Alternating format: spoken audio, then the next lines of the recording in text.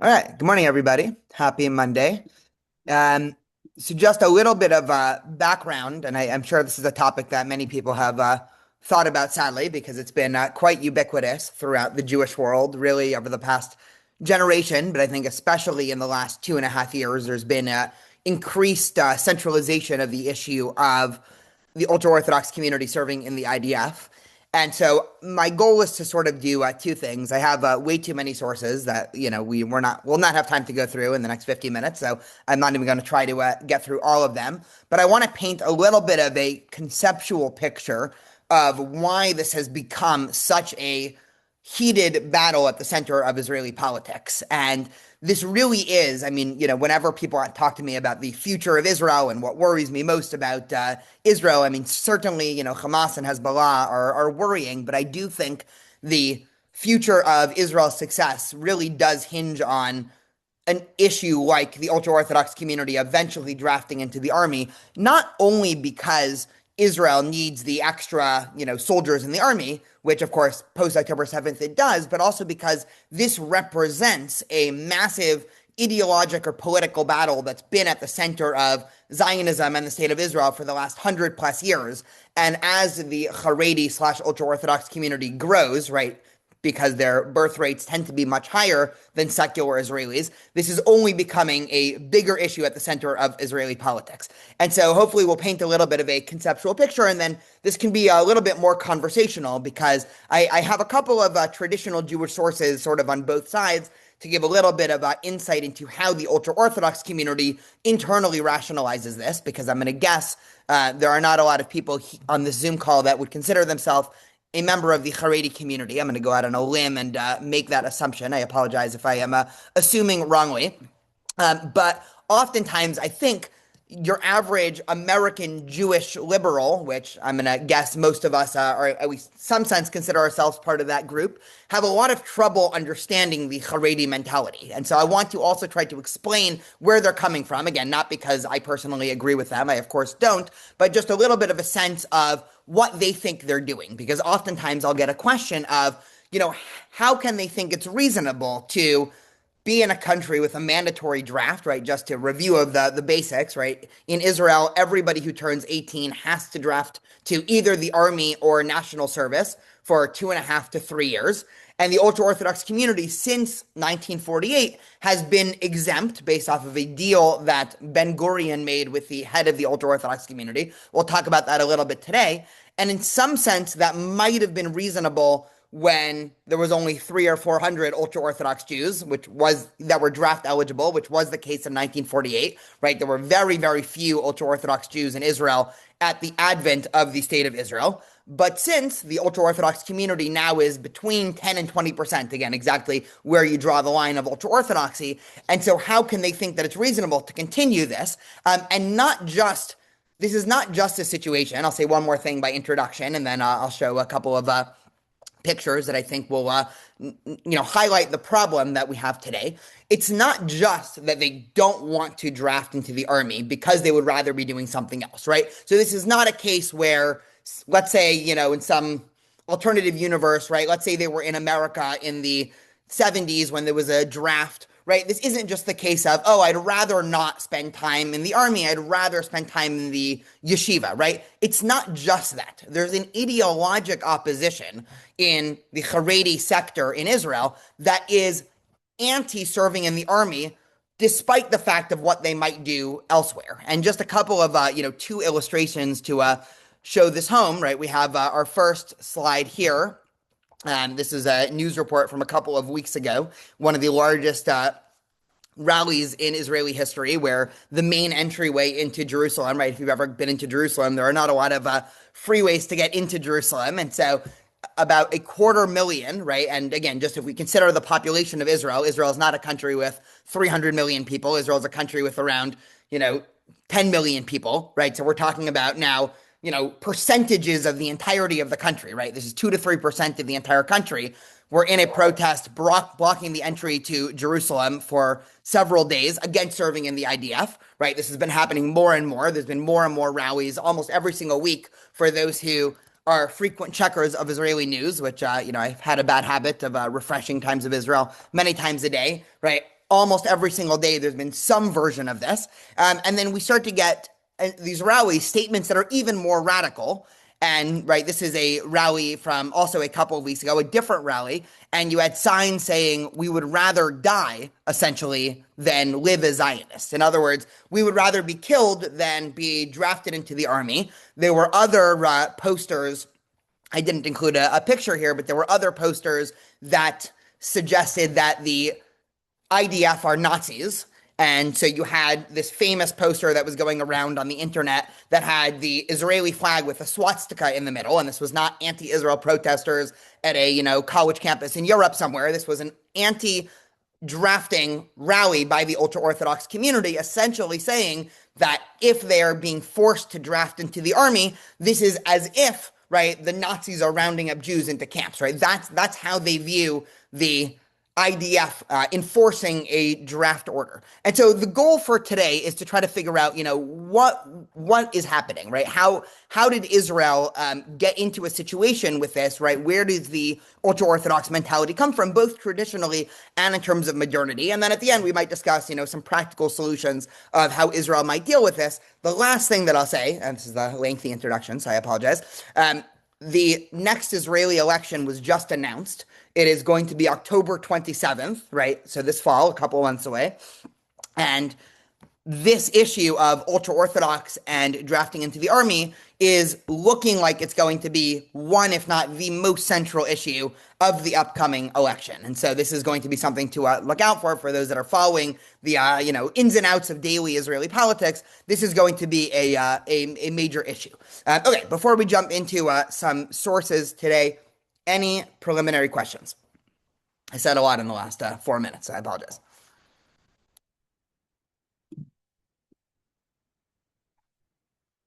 Perfect. Okay, so let's start off with some of the more ideologically fervent sources here, and then we'll work our way back to the Talmud. Right? Usually I like to start ancient and go modern.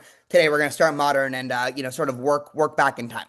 And much of this conversation in the ultra-Orthodox community can be explained through opposition to Zionism from the ultra-Orthodox community. And this is something that I know that we've discussed many times today, as many times in the last couple of years as a group, but it's helpful to just go over the criteria again. And I wanted to start with a rabbi named Yoel Teitelbaum. I don't know if people are familiar with him. He's otherwise known as the Satmar Rebbe. Satmar, for those who need a reminder, is the largest Hasidic group in the world.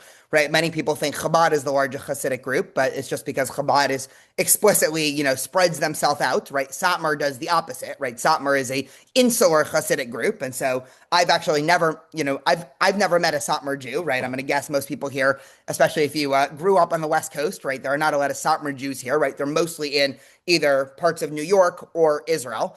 And the Satmar Rebbe, Yoel Teitelbaum, was perhaps the most vehement critic of Zionism amongst the Orthodox community in the 20th century, so much so that he infamously, right, I was going to say famously, but I think it's infamous to some extent, blames the Holocaust on Zionism. And so just to start to get us into the mindset of some of the ideologic roots of this, extreme anti-Israeli government or drafting into the Israeli army, I think it's helpful to understand some of the most radical sources that are in the undercurrent of Haredi society. And here is just a short excerpt from the Satmar Rebbe's book, and he's writing this in the period post-Holocaust before the state of Israel is founded, right? So sometime between 45 and 48, when there was this last push by the ultra-Orthodox community to attempt to thwart the founding of the state of Israel. And he writes as follows. He says,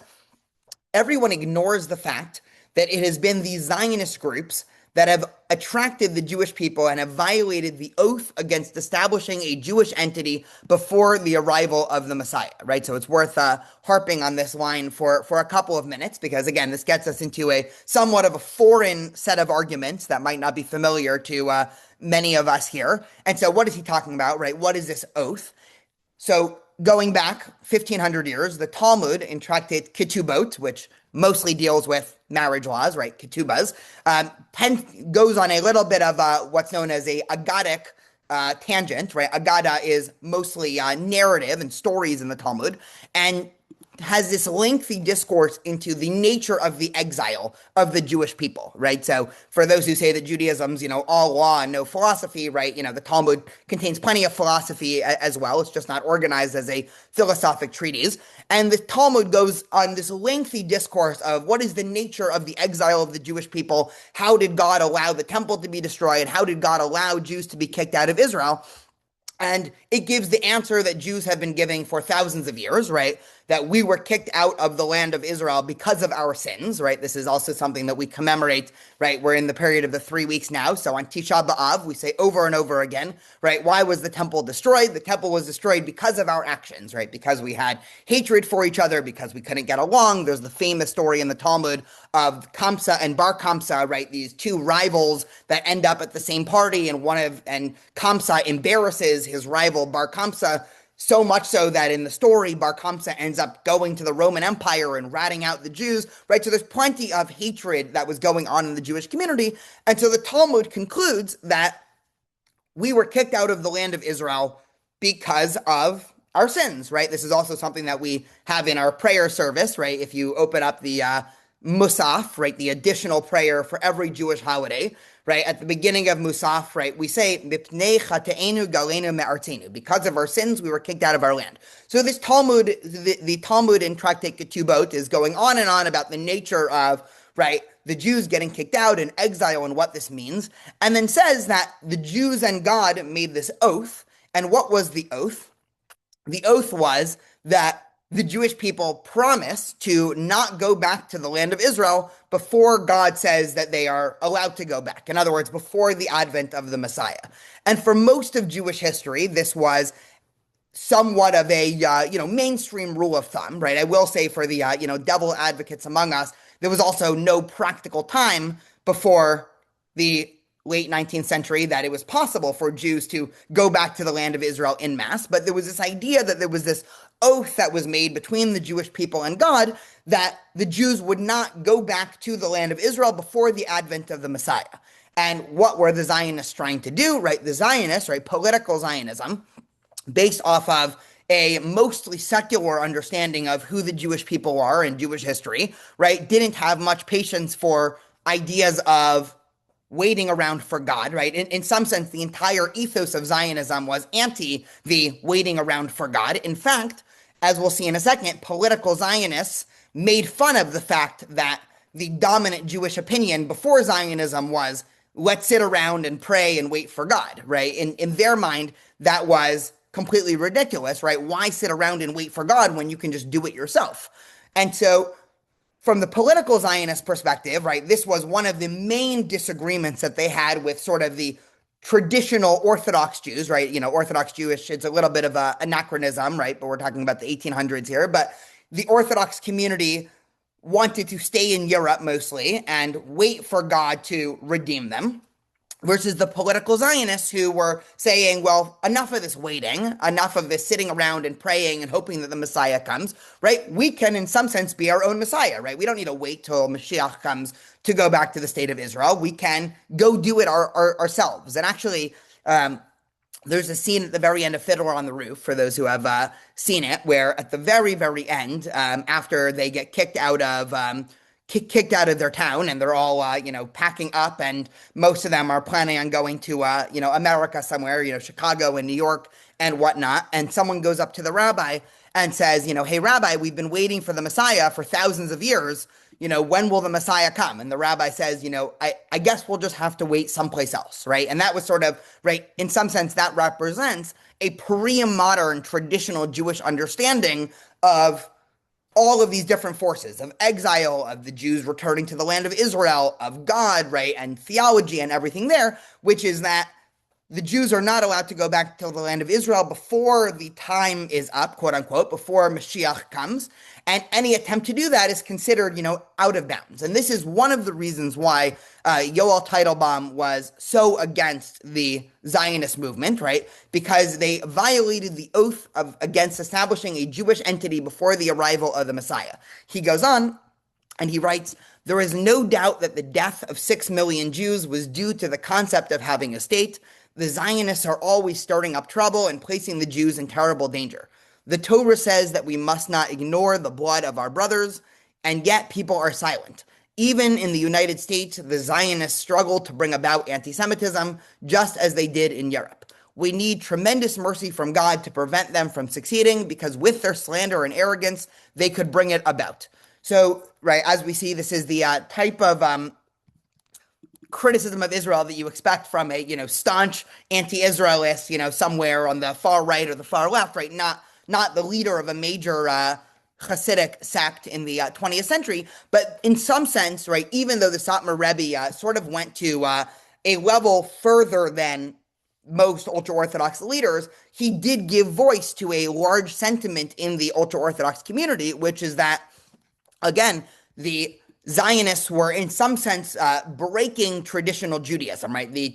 Traditional Judaism had a schema of how history is supposed to play out, right? There's exile, then there's repentance, and then there is messianic times.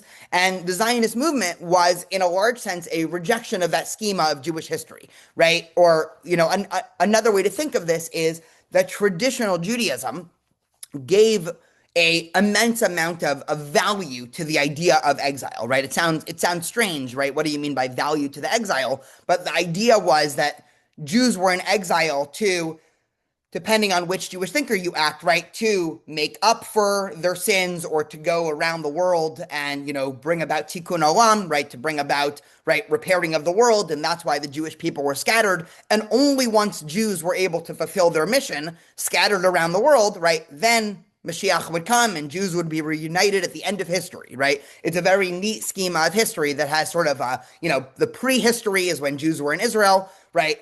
Modernity or, the present is exile, and then there's some future of messianic times when the world is perfect.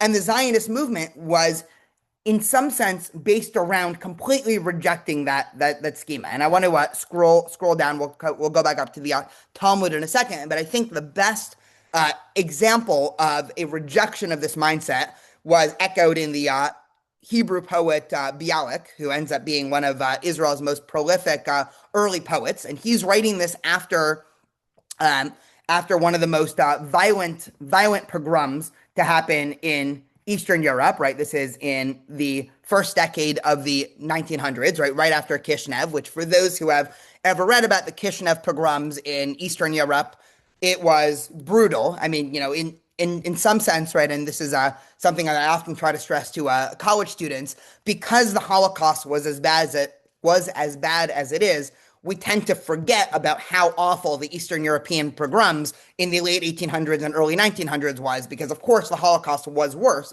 But if it wasn't for the Holocaust happening, we would remember the Eastern European pogroms as, right, the worst thing and the craziest thing that happened to the Jewish people in thousands of years. I mean, there was just hundreds of years of brutal pogroms, starting with, the Chmielnicki massacres all the way to, Kishinev pogrom, which is just, such awful documentation of what happened there. And this is at an interesting time in Eastern Europe, right? We're talking about the early 1900s, just to pave a little bit of the history before we read what ends up being one of the most famous poems of early Zionism.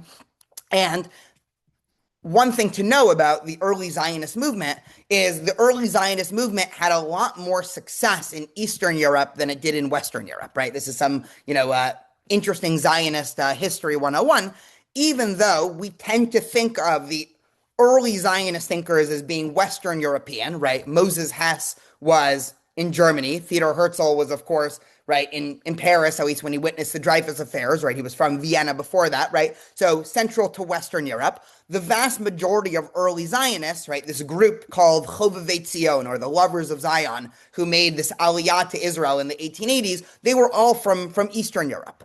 And this is for a very simple reason, right? It's that in Western Europe, Jews were attempting to assimilate, and Jews trusted the liberal political process a lot more. And so Zionism was a rejection of European liberalism. In other words, you had one group of Jews in places like Germany saying, hey, things are getting better. This is a country that views us as equals, right? We were already given emancipation. We just need to stay here and make sure things are better. And we have to prove to the German society that Jews are fully loyal to Germany and we are equal citizens and we're going to, help be help produce German culture, right? On the opposite extreme, you have the Zionists saying, hey, we all need to leave, right? We don't belong here. We need to go establish another state. And the vast majority of Jews in Germany and France and England at the time rejected the Zionist idea because they said, well, this is the exact opposite of what we're trying to do. We're trying to prove that we are loyal citizens of whatever country we're in, and the Zionists are trying to ruin that. If anything, right, their charge against the Zionists in the Western European countries was that the Zionists are actually aiding the anti-Semites, because it's the anti-Semites in these countries that were saying, Jews don't belong here, Jews belong somewhere else. Jews are not loyal to here, Jews are loyal to somewhere else. And the Zionists are saying, Jews don't belong here, Jews should be loyal to somewhere else, right? So the vast majority of Western European Jews rejected Zionism, but among Eastern Europe, when there was much worse anti-Semitism, and there was no equality for Jews in the late 1800s, and there was more anti-Semitism, right? We're talking late 1800s, early 1900s, pre-World War I. And so there was many, and the Jewish community tended to be more, traditionally involved. So Zionism captured many more Jews because liberalism was not such an option. And so in Eastern Europe, it was either you remain Hasidic / Haredi, right? That's where the majority of Jews did, of course. Then some Jews became, reactionary, right? So socialists, right? That was also a big movement in Eastern Europe. But then Zionists were also a massive movement that started growing in Eastern Europe. And many of the original Aliyahs were made up of people from Eastern Europe. And so by the time these pogroms happened, right? This is all background to this poem. By the time the Kishinev pogrom happened, right, in the early 1900s, this was already after a generation of Zionists in Eastern Europe attempting to convince their, co-Eastern European Jews, we need to go back to our homeland. We need to learn how to fight. We need to establish an army. We need to be, proactive against anti-Semitism. Things are not safe in the diaspora, right? You can imagine all the arguments the Zionists were saying. And the people who remained in Eastern Europe, right? Again, I'm not judging them. I'm explaining them from the perspective of the political Zionists. The people that remained in Eastern Europe, these were people who ignored the political Zionist call for, fighting back. And so Bialik, in reaction to the Kishinev pogroms, writes as follows. He says, crushed in their shame, they saw it all. They did not stir nor move. They did not pluck their eyes out. They beat not their brains against the wall. Perhaps each watcher had it in his heart to pray. A miracle, O Lord, and spare my skin this day. The privies, jakes, and pigpens where the heirs of Hasmoneans lay with trembling knees, concealed and cowering the sons of Maccabees.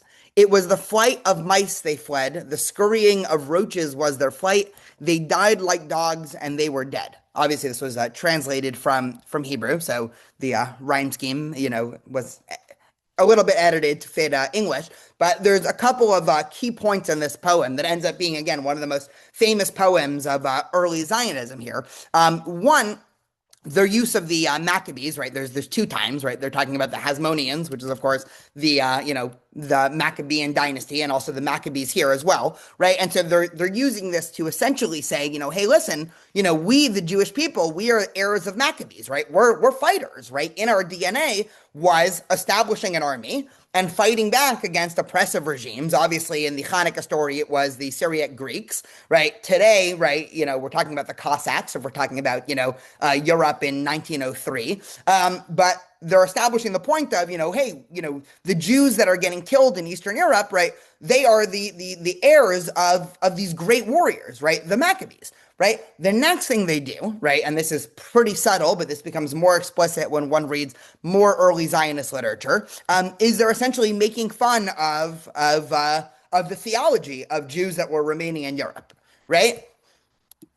They're describing the people as not fighting back, right? The Jews are so shocked that they're not moving, right? They're not stirred. They didn't move. They didn't even look away, right?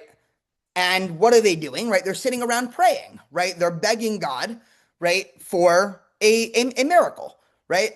They're not fighting back, and they're sitting around waiting for a miracle, right? There was nothing that encapsulates the idea of the traditional diasporic Jew more than this poem, because again, the early Zionists critique of the Jews in Eastern Europe, and again, now they're mostly talking about Orthodox Jews that were in Eastern Europe, right? Is that they essentially are waiting around for a miracle and not doing enough to sort of, save themselves, right? Their entire theology revolves around, right? Well, God will save us, right? We need a miracle, all of these things. And Zionism was a complete rejection of that. And so going back to this modern debate, and we can pause for questions before we get into some Talmud here as well. We can start to unpack at least a little bit of the early tracers of this debate between the ultra-Orthodox community and serving in the IDF. I'll unshare my screen for a second in case people have questions. But this is, I think, part of the key building blocks to understand of getting into, what eventually becomes, again, this debate that now is at the center of Israel between these different forces. And we can already start to understand, right, before we go back, we'll talk some Talmud in a second, because what's a Jewish class without Talmud here? We can already start to understand that this debate is more than just what are our 18-year-old boys going to be doing for 2.5 years when they're 18, right? This is not just about the opportunity cost of having to serve in the army. This is about a full-blown, theology and philosophy and two completely diametric understandings of God and history and Jewish agency that starts, again, way before. This starts in the 1800s, but is carried through now to the, 2020s, 150 years later. So I'll take some time for any thoughts and questions before we go back to some Talmud. Yeah, I'm just curious. Yeah, I'm just curious. I'm sure you developed this. How this large community of Israel reconciles living in the state with this point of view. That's number one. The that's enough. That's mainly what I wanted to bring up. It's such a good question. There's sort of two answers. It really is a good question. I think it does represent a little bit of cognitive dissonance, and I'll talk about that a little bit at the end. There's sort of two historic reasons. Neither are going to be surprising. One, there already was, before Zionism, a small ultra-Orthodox community living in Israel, right? So areas like Jerusalem and Sfat and Hebron, right, already had, communities of hundreds, maybe a few thousand ultra-Orthodox communities that were already living there. It was called the Old Yeshuv, or the Old Settlement, right? That's what the Zionists called it, right? As opposed to, what they were doing, which was, the New Yeshuv, right? If you see a lot of times, many early cities in Israel are named something like, new or spring or fresh or, all of that, because they're distinguishing themselves from the old, which were the, ultra-Orthodox Jews living in Jerusalem and Hebron and Sfat and all these places. So in some sense, the ultra-Orthodox community could suggest, and this is what they argue, in some cases, that, hey, we were actually here before the Zionists came, right? We, of course, they weren't living as equals, right? Jews in the Ottoman Empire, right, that we're talking about before World War I, they weren't exactly equal, but it wasn't terrible, right? It was somewhere in the middle between, living as equal citizens in a democracy and terrible. And so, right, the Ottoman Empire historically was actually pretty good for Jews. And so, one would much rather be a Jew in the Ottoman Empire than a Jew in either Western or Eastern Europe, right, in the 18 and 1900s. And so that was one reason. The second was sort of historic necessity, right? And this is probably not news to anyone here as well, but, part of the political tragedy of the Holocaust from the American point of view is that America refused to take in refugees or during the Holocaust, right? It took America until the 1960s to change their immigration law. And so between 1924 and I think 1964, but someone could fact check me on the year, America had this very strict quota of how many Jews it was going to take in a year. And so even while the Holocaust was known, right, there was some question about, how much did the average American or even the president know about the Holocaust in the early 1940s. But by the mid 1940s, once the Holocaust was under, full scheme, and politicians and the American public knew that, tens of thousands of Jews were getting killed a day, America still did not change its immigration laws, and neither did, most other places. And so Jews just needed a place to go. And so obviously the state of Israel, or even, pre-state, was sort of a necessity for Jews to end up in. The chief irony of all this is that the Satmar Rebbe was actually saved by a Zionist group that rescued him from Eastern Europe and brought him to Israel, right? This is sort of the chief irony, and he still did not stop his criticism of the Zionist movement. And so just to talk about, how, the cognitive dissonance of all this. And I say cognitive dissonance because there is some inkling, maybe this is just the optimist in me talking, but I think that there's some facts to back this up. There's some inkling that some of the ultra-Orthodox community is starting to come around to not support, but acceptance of the state of Israel. Again, it's one thing to say that this is wrong in 1948 or 1949. It's another 70 plus years after to say this is still wrong, right? In some sense, normalcy catches up to you. And so we'll see. But this drafting to the IDF situation, seems like it's sort of the, one of the last stands of the ultra-Orthodox community. But yes, it's an enormous tension. And many ultra-Orthodox Jews will say, well, listen, we want to live in the land of Israel, right? Because they, of course, still view the land of Israel as holy. They just reject the state of Israel. Because of, again, the state for them represents, in some sense, the antithesis of what ultra-Orthodoxy stands for, which is, you have faith in God, you wait around for Mashiach, right? You are governed by Jewish law. And the Zionist movement was, we don't wait around for God. We're not waiting around for Mashiach, and we're governed by, modern secular law, right? We don't want to be governed by Jewish law. So there's another iteration of this debate. I actually just saw yesterday when I was reading Israeli news. There was a big protest in Jerusalem over Shabbat, actually, because it was a coffee shop that was open in Jerusalem on Shabbat, and it was protested by the ultra-Orthodox community because the ultra-Orthodox community is upset that there is a store that's open on Shabbat, which in Israel, it's legal to have a store open on Shabbat, but in certain neighborhoods, if it's more, Orthodox, you're not going to see stores open on Shabbat. And this ends up being just another avenue of this debate where, to what extent should the Israeli public be controlled by halacha or Jewish law, and to what extent should it be controlled by normal, liberal, democratic law, which is, you do whatever you want, right? In America, everyone can decide for themselves. So if I want to have my business closed on Shabbat, I of course can, right? And if you want to have your business open on Shabbat, you of course can. Again, there are some interesting exceptions, right? There are still liquor laws in, the Northeast, right? So I guess it's, that's some equivalent of you can't buy alcohol at 10 a.m. in New Hampshire or something. But Israel has it to a much greater degree, where, in some cities, right, you have the same debate with raising pig, right? So for a long time, it was illegal in Israel for Jews to raise pig at all, right? And then when Jews from the former Soviet Union started immigrating to Israel en masse, right, you had about 1 million Jews in the 90s move from Eastern Europe, and most of them were secular Jews, and so they had eaten pork in Eastern Europe, and so they came and they said, well, why can't we continue to raise livestock and, eat pig and whatever? And this ended up being another major debate. It made it to the Supreme Court in Israel. And right now in Israel, there's sort of a stalemate with this question of the Supreme Court said, well, it should be by municipality, right? So if each municipality can vote for themselves. So if you're in, Bnei Barak, which is an ultra-Orthodox community, they can, internally vote that it's illegal to raise pig. But if you're in a much more, secular area, let's say you're somewhere in the Golan Heights, which is, tends to be more secular, yeah, fine, you can raise pig.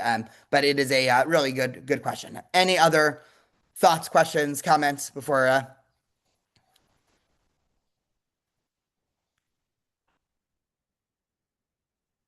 Okay, so let's talk a little bit of Talmud for a second, because there's one aspect to this of this being a product of history and sociology. There's another aspect which actually goes at the root of a traditional Jewish debate, which is probably not going to be surprising to anyone here, which is again this question that Jews have been wrestling with for thousands of years, which is, okay, to what extent is it reasonable to say, I'm just going to leave things in God's hands versus actually getting out and doing something? And this represents, again, two ranges of thought that, I think is spread out throughout the Talmud. And so I'm going to give a number of sources that tend to back the ultra-Orthodox community, and then we'll see the other side of the debate, and then we'll, there's one more idea that I wanted to share, and then we'll have a little bit of a conversation about it. So here are a couple of, classic Talmudic sources that seem to back the Haredi argument, which is one of the things that the ultra-Orthodox community has sort of pivoted to in the last couple of years, and this is not uncommon at all to hear in the ultra-Orthodox community in Israel, is they'll suggest our studying Torah in yeshiva is just as much a protection for the country as the soldiers that are standing on the front lines. And so this is a slightly different argument than just rejecting the state and the army, right? This is a more pragmatic argument, right? If where they're saying to the Israeli public, hey, listen, yes, we're not standing there on guard duty, on the front lines of Gaza, but our sitting in yeshiva studying Torah is just as much a help, if not more important, for the protection of Israel and the Jewish people than even serving in the army. And there are ample Talmudic sources to back this up, right? One famous one is in Tractate of Makot, which is the rabbis asked, what is the meaning of the verse in Psalms, our feet stood within thy gates, O Jerusalem? It is this: what enabled us to stand in war? The gates of Jerusalem. In other words, the place where students engaged in the Torah, in the study of Torah, right? So again, this Talmudic source explicitly connects protecting the gates of Jerusalem from studying Torah, right? Here's another one. This is probably going to be more familiar to people because this made its way into the prayer book, right? We say, these are the things which a fruit of a man enjoys in this world, while the principle remains in the world to come, right? And it goes honoring one's parents, acts of kindness, bringing peace among people, but the study of Torah is equal to them all, right? Again, this idea that in Judaism, the study of Torah is in some sense equal to any act that you could do in the world, that, it's equal to honoring your parents and bringing peace and acts of kindness as well. This is represented in another classic Talmudic debate here in Tractate Kiddushin, where Rabbi Meir says, a person should always teach his son a clean and easy profession, right? There's a list of things in the Mishnah that parents are required to teach their children. One of them is actually how to swim. We've been trying to teach our daughter how to swim this summer to fulfill the Talmudic dictum that you have to teach your kid how to swim. But Rabbi Meir says, right, you also have to teach them how to make a living, right? And Rabbi Nehel says, I leave aside all professions in the world, and I do not teach my son anything other than Torah, for a person enjoys its reward in this world, and the principle remains in the world to come, and this is not the case for the rest of the professions, right? So Rabbi Nehel says, well, wait a minute. If we actually believe this, right, that the study of Torah is actually equal to everything else you do, right, why should you teach your children a profession? Why not just teach your children Torah, right? And, like all good Talmudic debates, this doesn't end. This continues, right? This goes on for, many, many pages across many tractates of these two opinions sort of butting heads of, should Jews be involved in, normal work and profession and, the real world, or should Jews just be involved in the study of Torah? And there's this other, right, so now connecting back to, modernity, there's a famous case in the Talmud, right? This doesn't have to deal with a Torah study. We can learn some classic Talmud for a second, and then we'll talk about a famous story that happens between Ben Gurion and the head of the Haredi community. So the Talmud says, if there's two camels ascending a steep path, and they both get there at the same time, how should they decide which one goes first, right? So, you can think of this, and a modern example is, two people pull up to the stop sign at the same time, right? But you have two camels that get to a intersection at the same time, and, you got to figure out which one goes first.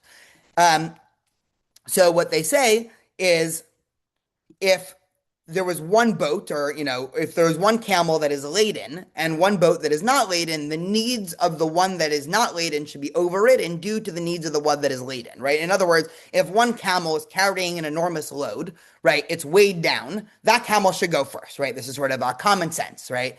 Two camels get to an intersection. If one camel is carrying, 100 pounds of things, you let that camel go first. Again, what does this have to do with, this topic at all? So there's a famous story between Ben Gurion and the Chazon Ish. The Chazon Ish was in the mid-20th century the leader of the ultra-Orthodox community in Israel. And they had this lengthy argument about, at the outset of the state of Israel, about what the policy was going to be towards the ultra-Orthodox community serving in the army. And the Chazon Ish was saying that ultra-Orthodox Jews should not be forced to serve in the army. And so Ben Gurion, right, this is where, right, I just, started from the middle of this conversation. Ben Gurion suggests, well, there's this question of existence, of preserving human life, right? Shouldn't the love of people of Israel take precedence over everything, right? So David Ben Gurion, this is a real conversation that happened, right, suggests, hey, in Judaism, we have this principle of, saving a life. And so shouldn't that be more important than everything else?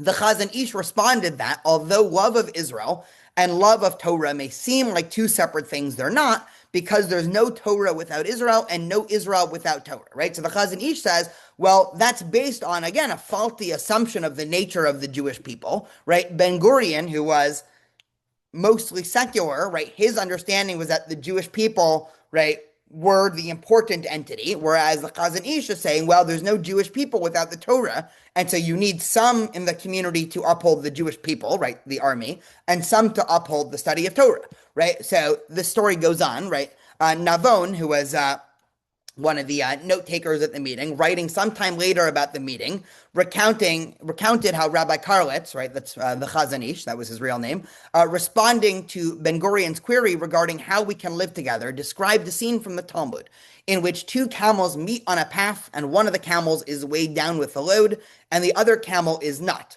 The one not carrying the burden must give way to the one who is.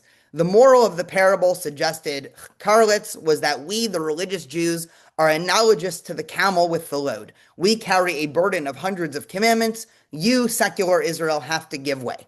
Ben Gurion, according to Navon, attempted to mount a counter-argument. And the second camel isn't weighed down with the burden of commandments, he asked rhetorically. The commandment to settle the land isn't a burden, and the commandment to defending life aren't mitzvot. And what those boys whom you are so opposed to do, sitting on the borders and protecting you, that is not a mitzvah. Karlitz was not able to agree, according to Navon, that the learners' lives were protected by those serving in the army. Rather, he insisted that it is only due to the fact that we learn Torah that the soldiers are able to exist. And so this is, again, a famous story of a meeting between Ben Gurion and the head of the Haredi community. And the story ends with them signing the famous, right, and I'll unshare my screen for a second, with the famous status quo agreement, right? This is in 1947, and this has been Israel's law of the land since 1947, which was a deal made between Ben Gurion and the ultra-Orthodox community that suggested that in return for the ultra-Orthodox community helping push the state of Israel to be founded as a state, right? Just a brief reminder of what was going on at the time. This is right at the time when the UN suggested that they were going to put it up for a vote. So there was about 6 months between the UN saying, we are going to have it, the UN offers the partition plan, and then the Jewish side accepts the partition plan,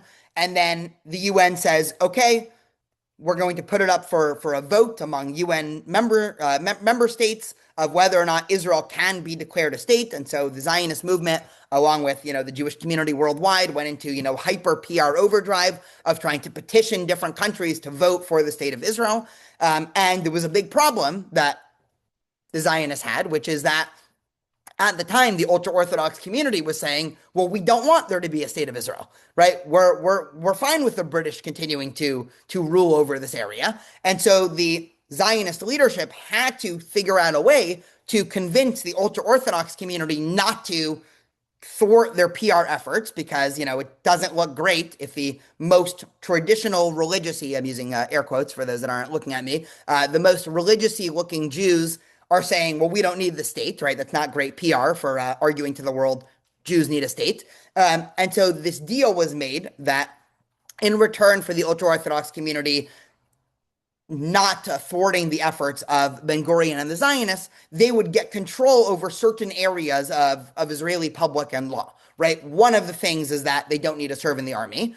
The other is that they have control over certain things like marriage and divorce and conversion and kosher and other things like that. And so even today in Israel, if you want to get married, you have to do it through the Rabbanut, which is controlled by the ultra-Orthodox community, right? If I lived in Israel, or if the vast majority of American rabbis, if they move to Israel, they are not legally allowed to officiate weddings unless they are registered through the Rabbanut, right? It's the same thing if they want to give their stamp of approval to kosher a kosher restaurant, right? You have to go through the Rabbanut. There have been some interesting attempts to challenge this in the last couple of years by religious Zionist rabbis who are attempting to challenge the ultra-Orthodox hegemony over this, but that's a little bit beyond the scope of this conversation. It's a fascinating other battle that's playing out in Israel. But this deal was made, and again, 1947, 1948, and Israel has essentially been at this, stalemate since for the last, almost 80 years.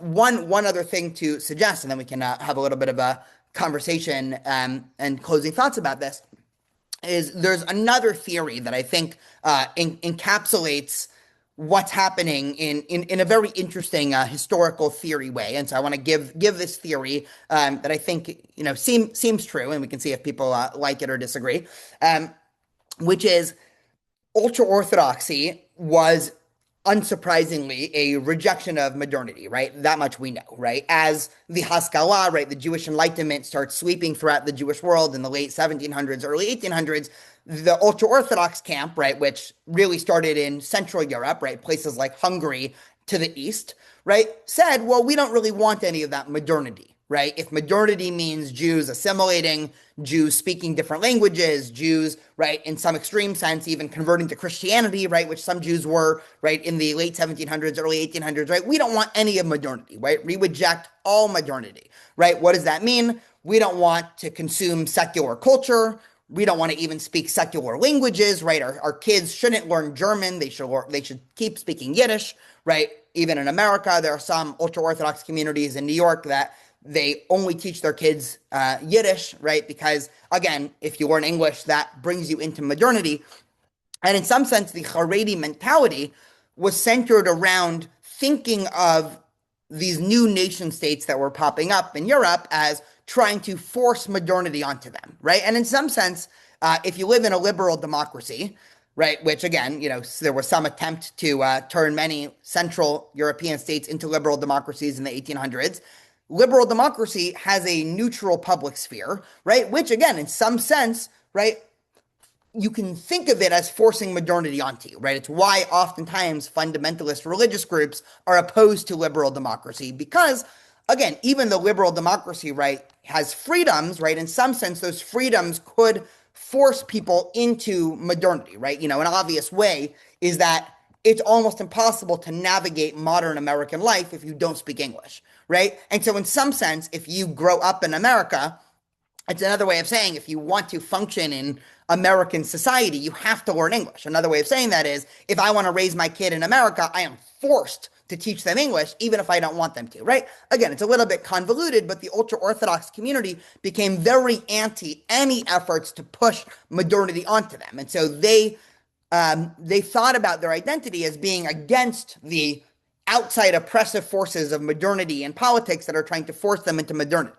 In some sense, that's okay if you're talking about Hungary in 1850, but in another sense, that's very much not okay when we're talking about the modern state of Israel. And so the irony is the current government in Israel is the most religious government Israel's ever had in history. Again, this is not, to say it's good or bad. It's just to say by all metrics, right? The leaders in the Israeli government right now are the most religious makeup that the Israeli government has ever had, yet the ultra-Orthodox community still views the government in Israel is forcing modernity onto them. And so, again, this goes far beyond, right, everything we were talking about before. This really gets at the root of Zionism, of ultra-Orthodoxy, of all these different forces here. And again, it's the reason why this has been such a challenging issue to try to figure out. And again, happy to take any, if people have comments or questions or thoughts or anything there. But it's why also, I do think this is the issue in Israel that does worry me the most, because it's very hard to see how this ends, because it seems almost impossible for the government to force the ultra-Orthodox community to draft, right? There's been attempts for that, and it's not ended well. and the status quo is unreasonable. And so it just seems like, both courses of action seem like they're untenable, leading again to the situation you have now, which, if you become a frequent refresher of Israeli news, like you will also see on the daily, massive news stories about this as well. So we have a couple of minutes for any and all thoughts, questions, comments before we finish. Yeah. Dan, I have two comments. One is, you were talking about the whole thing about orthodoxy versus liberal governments or morality. Don't we see the same thing kind of like in Iran, where you have the Orthodox religion controlling the government and determining which way the government will go? Yeah, I mean, listen, theocracy. I mean, obviously, for Iran is exporting terrorism. So in terms of like what the end goal of the theocracy is, it's not the same. But in terms of attempting to create a theocracy, it is the same, right? So Yeah. if the ultra Orthodox community had its way, right, Israel would be a theocracy, right? Governed by Jewish law. And again, many of the debates in Israel's history around, I mentioned pork laws before. We can talk this, Shabbat laws, marriage laws, right? All of this, right? Israel, right? Countries range on a spectrum from, theocracy is a spectrum, right? America is somewhat on the spectrum of theocracy, right? We have, again, it's a stupid example, but, liquor laws are theocratic, right? They're not oppressive, right? I don't think anybody feels oppressed for not being able to buy a beer in Boston at 11 a.m. on a Sunday. But it is theocratic. In other words, right? The rationale for that is religious backing, right? So Israel is more of a theocracy than America and less of a theocracy than Iran, right? And so it's squarely in the middle there. But the ultra Orthodox community clearly is pushing Israel in a theocratic direction, and that's obviously antithetical to much of the ethos of Zionism to begin with. And so I don't think Israel is at risk of becoming a theocracy, right? A full theocracy, but it certainly has elements that are more theocratic than most non-ultra Orthodox Jews in Israel like. So yes, it is in some sense, I guess, a mirror to what's happening in Iran. Again, minus the end goal, right? The end goal of the Haredi community is not to take over the Middle East and turn everybody Shia, right? And create a caliphate, right? The end goal is to live in a fully ultra Orthodox society, right?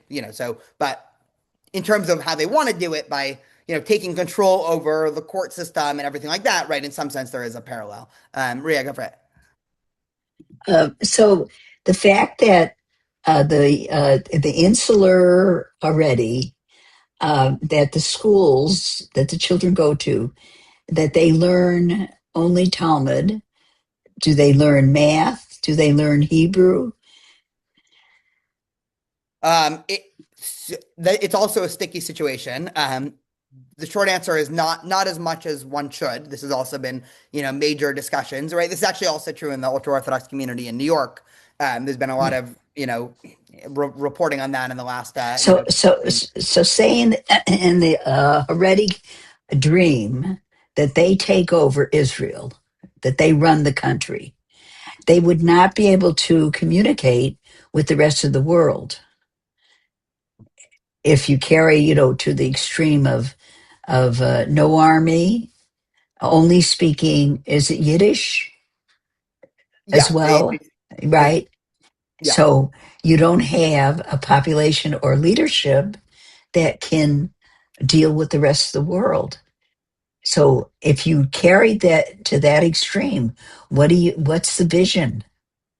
The Haredi, so fundamentalist groups tend to also be pragmatic at times, where the Haredi community does have representatives in their community that are well educated and speak other languages, right? I mean, there are Haredi parties in the government, right? So, again, I don't like the Iran parallel, but just to give the parallel, right? Obviously, right, even though the mullahs in Iran's first language is not English, right? There are certain people who learn English so they can negotiate with the West. So the Haredi community does have people in the community that are given higher levels of education and access to modernity so they can argue the case for their community. It's just what they do with the masses, right? Liberal democracy has this crazy idea that we want everybody to have a similar level of education, right? In the ultra-Orthodox community, it's okay if you're going to become the head of, Shas, which is one of the Haredi parties, yeah, of course, you need to be fluent in Hebrew and you need to learn about politics and how it works and, all of that.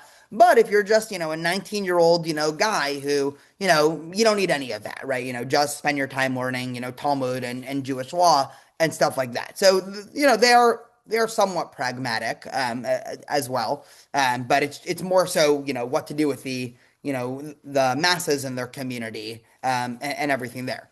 But again, the other difficulty is that because there's low levels of education, there's also right not as much job prospects in the ultra orthodox community. So there's a higher rate of ultra orthodox families on things like welfare, and so this is also a sticking point in the Israeli society of well, how can you have this group that is not participating in the army service also getting more government benefits than your average family who has children in the army or has gone to the army themselves, right? So this is why this has become such a sticking point. And again, the obvious reason, and then Dylan, I'll take your question in a second. It's great to see you, Dylan, also, is 5 years ago, one can make a credible argument that Israel didn't need more soldiers, right? I think there were actually, articles, 10 years ago saying, Israel, the Israeli army has enough people, right? Most soldiers weren't doing much, right?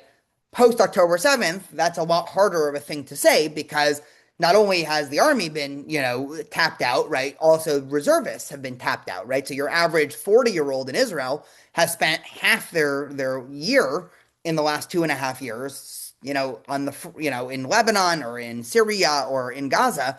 And so now it becomes even more, of a hot debate of, well, there are these, this massive population that's not going to the army, right? So you can kind of see the vitriol, increase from there. Dylan, go for it.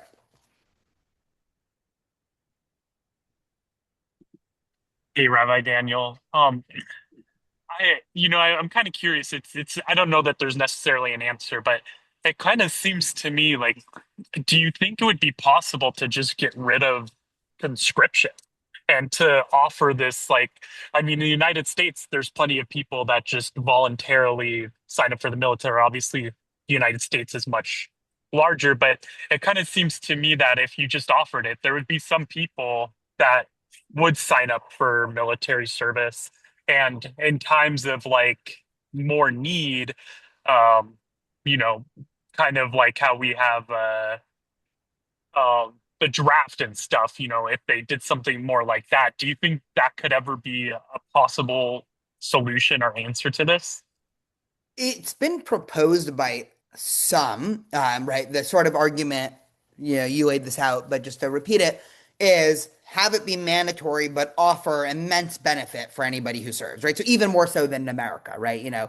You get, $100,000 a year, right? I'm just, making up a number, right? In the 3 years, right? And, you get, whatever it is, right? You just ramp up the incentives as much as you can. The problem is that, again, Israel, because it's so small, Israel really thrives on, one, it does need the army. Two, it also it depends a lot on having a big army of reservists as well. And so it's very helpful in Israel's history to know that essentially the entire population is military ready. And so most of, it would be tough to see that proposal actually working because that would probably cut against the problem, right? The problem now is Israel needs more soldiers. And even if you ramped up the incentives, right, for some people, the incentives are never going to be good enough to spend 3 years in the army, right? And I mean, in America as well, right? There are pretty good incentives for the army, and it's not even on most people's radar, right? To serve, right? No one in high school ever suggested that I join the American army, right? It just never even came up, right? In my, high school, in my community. So I think that would probably be the problem, but it is a good idea, right? I think people have also proposed the opposite, which is, the stick option, not the carrot, which is that, any governmental services are dependent on serving in the army unless you have some special reason not to, right? So that argument would go, you're not eligible for Israel's universal health care or welfare or whatever if you haven't served in the army.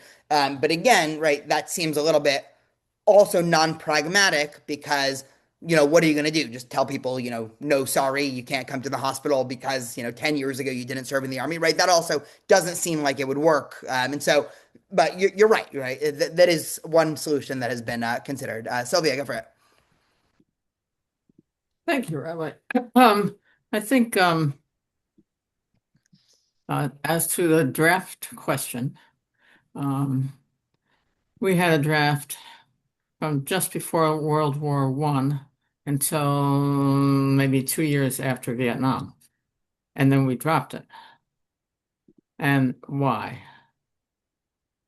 Same, it's not so dissimilar than what happened to Israel. When Israel came into being, they knew they needed as many people as possible serving on the front lines or serving behind the lines. And as the years have gone by, I know there's lots of wars, but the um,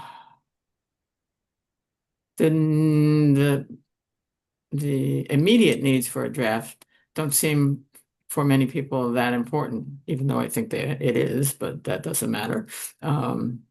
So it seems to me that it's no draft is based on a couple of things. One is we've been at war so long we can't take it anymore. And two is the politics of the country. Have more liberal politics, you're going to say no draft in this country. But if you have religious politics, which is maybe a different thing, but it's based on how the country is and the politics are moving along. So I don't think that there's too much of any way that you're going to get a law saying that Haredi have to serve too. Yeah, I think you're right. And I actually just, just by way of starting to come in for a landing, I just, wanted to do my daily check. And of course, the front page of, Israeli news is about this as well, right? This is updated 40 seconds ago. The IDF chief issues harsh warning against inconceivable bill freezing Haredi enlistment. And just a little bit of background is, now, again, there's been a bill, right, proposed by certain members of the government to try to freeze any enlistment project by the government, and the IDF is, criticizing this because they think it'd be crazy to attempt that. And again, there's so much politics in play here as well. This again gets into the weeds a little bit, but the government essentially, and this is how Israeli politics has been working 101. In order to have a government, and this has been true for about 15 years in Israel, you need either Arabs or ultra-Orthodox parties to sign on with you. They both represent about 10 to 20% of the vote, right, in any given election, right? So you have, 30% of the vote that is, pro-Bibi, you have the 30% of the vote that's against Bibi, then you have some minor parties, right? I'm giving vast generalizations. And so in order to build a coalition, right, you generally need either the Bibi party or the non-Bibi party, right? That's about 30%. Then you have one or two more smaller parties, right? So you have, the, more left-wing party, or you have, the religious Zionist party, right? So you kind of tag those along. But then in some sense, you either need the ultra-Orthodox community to bounce you over 50% or the Arab parties to bounce you over 50%. For most of Israeli history, it was considered outside of the bounds of what people did to sign on with Arab parties, right? That was changed a couple of years ago in the unity government that did have the Arab parties enlist, but anybody right of center would say, well, we refuse, right? That's sort of a red line to us to sign on with Arab parties that are generally, non-Zionist, right? In some cases they're not anti-Zionist, right? They just are not Zionistic. And so if Bibi Netanyahu wants to remain in power, there's almost no way for him to do it without the ultra-Orthodox support, right? So this is also part of the thing at play, right? Netanyahu is not an ideologue in this matter, right? He probably would prefer the ultra-Orthodox community drafts, but it's a trade that he's been willing to make, at least for the last couple of years. And so again, the reason why this is going to feature so heavily in the next 4 months of Israeli politics is because I think one of the big campaign pushes that the non-Bibi camp, right, Eisenkot, who seems like he's going to be the leader of the the non-Bibi camp, right? He's I'm forgetting even, right, every election the political party's names change, right? But the sort of, the centrist party is going to be saying is, well, if you elect Bibi again, it's just going to be another couple of years of the ultra-Orthodox community not enlisting. And so this is, again, going to be at the center. Rhea, go for it, and then we'll come in for a landing here. Okay, I don't expect an answer now, but it's a consideration. That the concept of Zionism was to bring about a Jewish state. There is a Jewish state. So to bring about, it's a future concept. So why do we still use, and then Zionist has become a hot number for the anti-Jewish stuff that's going on in the United States and in the world. So how does a name for the future become the present, a name for the present? Does that make sense at all? Yeah, it totally makes sense. Yeah, it's a great question. I'll try to give a couple answers on one foot. One, I suspect it's because there's anti-Zionists, and so it makes sense to continue, right? If Israel was declared and everybody was like, okay, great, Israel was declared, right? You don't have revolutionaries still in America that, continue to advocate America separates from Britain, right? Like you did in the 1700s, because that happened and it worked, right? So it, for some time, for some, whatever decade, that was a big debate. You had, the people who wanted America to remain part of the British Empire and others who wanted it to separate. But if you still had a very vocal group in America that, was continuously marching and saying, America needs to, remain part of the British Empire. And, you had wars that were continuously fought over this, over the course of the next 100 years. I suspect you would have people that would self-identify as, no, I'm a revolutionary. I think I'm right. So in some sense, I think it's just because of that. In other senses, to get into the weeds a little bit, there have been, there are some Zionistic movements that haven't fully been fulfilled, right? So if you're a religious Zionist, right, religious Zionists want, they view Zionism as a product of the Messianic times. And so the religious Zionist dream has not been completed yet for their point of view. If you're more of a revisionist Zionist and believe in a greater Israel, that also hasn't been fully fulfilled, right? So you could still be looking to the future. But you're right. I mean, in Israel, by the way, it's far less common, right? You're not going to have, your average person is not going to identify as a Zionist in Israel, right? It's just, obvious, right? They're Israeli, right? It's in America, you have this language because you have, but I do think most of it's just because you have, anti-Zionists, right? As opposed to Zionists. But you might be right. It might be, kind of an extraneous term, right? Whenever anyone asks me if I'm a Zionist, I never answer. I just say, what exactly do you mean by that? What type of Zionism? What do you mean? Or do you, yes, I'm very happy that there was a Jewish state established in 1948. If that's what Zionism means, then, it's hard not to be, right? If being a Zionist means wanting some, larger political project that hasn't come out yet, right? Then it just depends what the political project is, right? I'm not gonna, it would be hard to sign on to any of that. But it's a great question. Thank you, everybody. It's always such a joy being with all of you. And thank you, Rabbi Marsha. I think you're here. Oh, there you are. I want to just say, glad you all could join us today. And I want to just, well, first of all, if you're visiting this class, somehow you are new and would like to get on our mailing list, we'd love to add you. So please share your information in the chat. Please join us next week when Steven Schneider, a new teacher, is coming.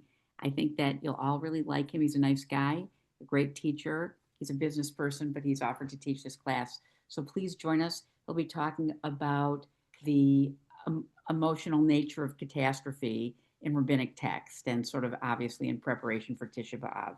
It'll be great to have a new face sharing some Torah with us. So good to see you all. Please make sure I have your information, and we'll see you next week. Have a safe week. Thank you. Thank you.